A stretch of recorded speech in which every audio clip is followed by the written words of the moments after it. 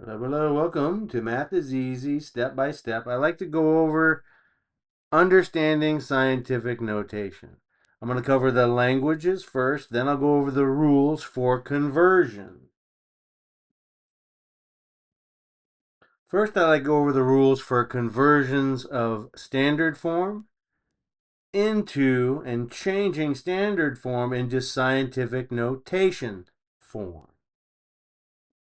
I will then go over the rules for converting scientific notation form into standard form.